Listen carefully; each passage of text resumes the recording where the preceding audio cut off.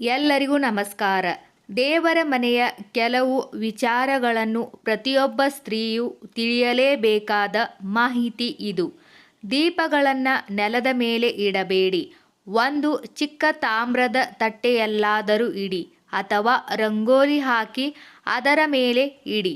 ಮಧ್ಯಾಹ್ನ 12 ಗಂಟೆಯ ನಂತರ ದೇವರ ಪೂಜೆಯನ್ನು ಮಾಡಬಾರದು. ದೇವರ ಪೂಜೆ ಮಾಡುವಾಗ ಬರೀ ನೆಲದ ಮೇಲೆ ಕುಳಿತು ಪೂಜೆ ಮಾಡಬಾರದು.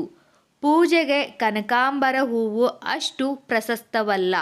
ಆದಷ್ಟು ಕನಕಾಂಬರ, ಚೆಂಡು ಹೂವು ಬೇಡ. ಪೂಜಿಸಲೇಬಾರದೆ ಎಂದಲ್ಲ, ಪೂಜಿಸಿದರೆ ಜೀವನದ ಮೇಲೆ ಜಿಗುಪ್ಸೆ ಬರುವುದು ಹೆಚ್ಚು.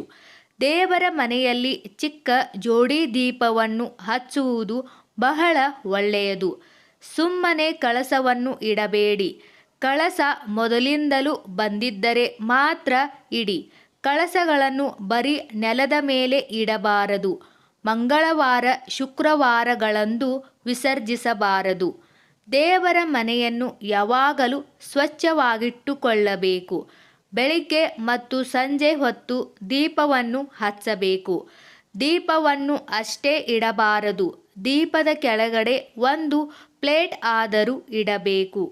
ದೇವರಿಗೆ ನೈವೇದ್ಯ ಮಾಡಲು ಏನೂ ಇಲ್ಲದಿದ್ದಾಗ ಬೆಲ್ಲ ನೈವೇದ್ಯ ಮಾಡಬಹುದು. ಕಲ್ಲು ಸಕ್ಕರೆ, ಖರ್ಜೂರ ಕೂಡ ನೈವೇದ್ಯ ಮಾಡಬಹುದು. ಕಾಮಾಕ್ಷಿ ದೀಪವನ್ನು ದೇವರ ಬಲಗಡೆ ಅಥವಾ ಈಶಾನ್ಯದಲ್ಲಿ ಇಡಿ.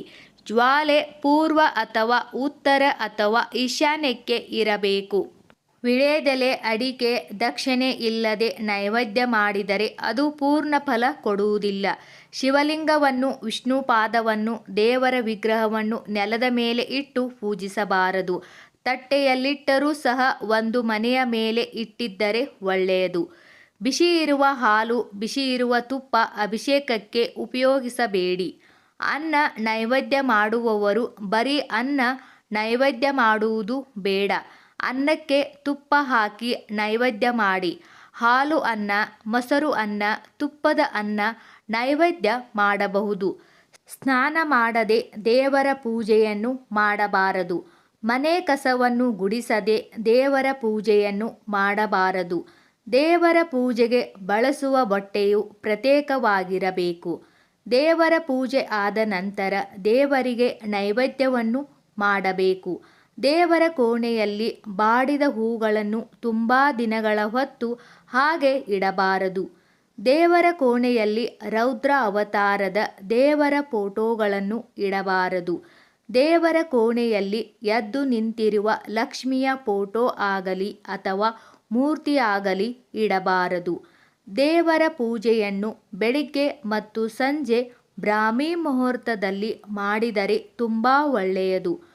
ಮನೆಯಲ್ಲಿ ದೇವರಿಗೆ ಬೆಳಿಗ್ಗೆ ಮತ್ತು ಸಂಜೆ ಹೊತ್ತು ದೀಪ, ಧೂಪ, ಊದಿನ ಕಡ್ಡಿ ಹಚ್ಚುವುದರಿಂದ ತುಂಬಾ ಒಳ್ಳೆಯದಾಗುತ್ತದೆ. ದೇವರ ಕೋಣೆಯಲ್ಲಿ ದೇವರ ಫೋಟೋಗಳ ಜೊತೆಗೆ ಹಿರಿಯರ ಅಥವಾ ಸತ್ತವರ ಫೋಟೋಗಳನ್ನು ಇಡಬಾರದು. ಮನೆಯಲ್ಲಿ ಶನಿ ದೇವರನ್ನು ಪೂಜಿಸಬಾರದು. ಈ ವಿಡಿಯೋದಲ್ಲಿರುವ ಎಲ್ಲ ಮಾಹಿತಿ ನಿಮಗೆ ಇಷ್ಟವಾದರೆ ದಯವಿಟ್ಟು ನಮ್ಮ ಚಾನಲ್ ಸಬ್ಸ್ಕ್ರೈಬ್ ಮಾಡಿ, ವಿಡಿಯೋಗೆ ಲೈಕ್ ಮಾಡಿ, ವಿಡಿಯೋನ ಶೇರ್ ಮಾಡಿ.